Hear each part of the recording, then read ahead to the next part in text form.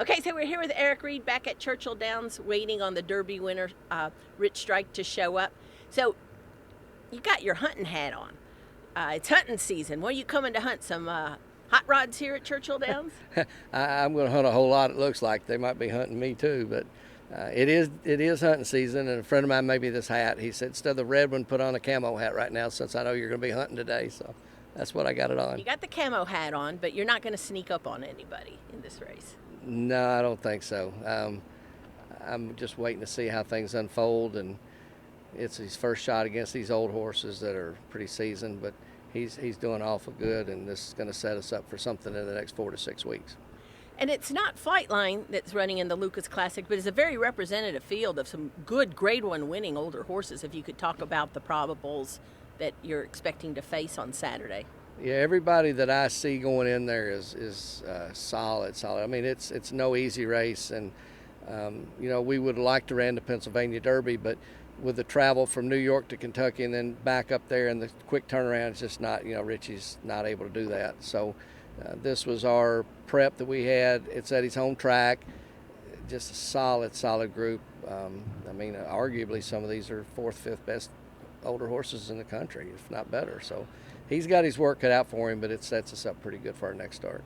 Watching the Pennsylvania Derby, did you have any regrets about not being in it, or the way it's set up, did you think maybe just as well? Not at all. I think I think we would have been right there with those guys that ran, but for Richie to run back that quick with all the miles we would have put on him, it was just asking way too much.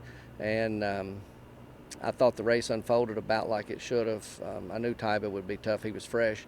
And Zandon and Cyberknife were coming off a very, very hard race in, less than 30 days. So that race, it ended up the way I thought it would.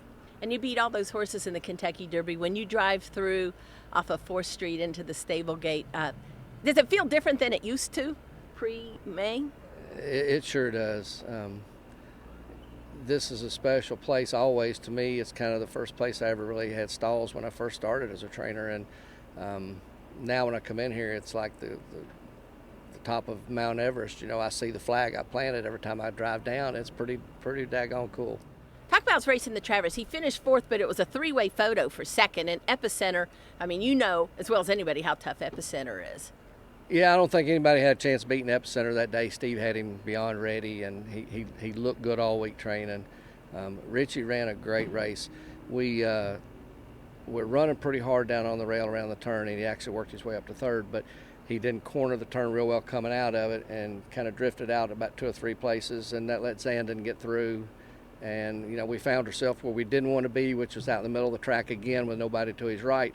But maturity from the Belmont showed up because he did dig back in and come on. And, just a couple steps past the wire, he had got to 2nd, but that doesn't count. But the effort he put in, I think, got the respect back that I lost at the Belmont when I tried to get tricky with racing strategy. And it was 10 weeks of torture for me waiting to show everybody that he wasn't a fluke, that the Belmont was something I did wrong, and I think in the Travers he proved that. Was that about the happiest you've been for a 4th place finish? The way it was, the 3-way photo for 2nd? In my life, the happiest. I'll probably never be that happy again, because I felt like I took some respect away from the horse with what I did in the Belmont. And, he can't help what I do. And it's like I tell everybody, I got to do all the talking, he just gets to do all the running. And I felt so bad, and that was the longest 10 weeks of my life, getting to get him back some credibility. And I think we should have been 2nd that day. I think we definitely showed everybody that we fit with some of the best 3-year-olds in the country, and now we got to show everybody we can run with some of these older horses. You've talked about racing him next year. That's the plan. Yeah, that's always been our goal, was to try to race him at 4. I think his 4-year-old campaign will be his best, because each race this year he's taken big steps forward other than the Belmont. And, even training him, he's matured so much. He keeps putting on size, and he's much more serious about his work, not so playful. And I just think that next year, if he stays healthy, he's got a shot at being one of the best older horses in the country. You mentioned using the Lukas Classic as a springboard to TBD in the next 4 to 6 weeks. How much are you thinking about the Breeders' Cup? I mean, if he won this race against these kind of horses, we'd have to really think hard about it.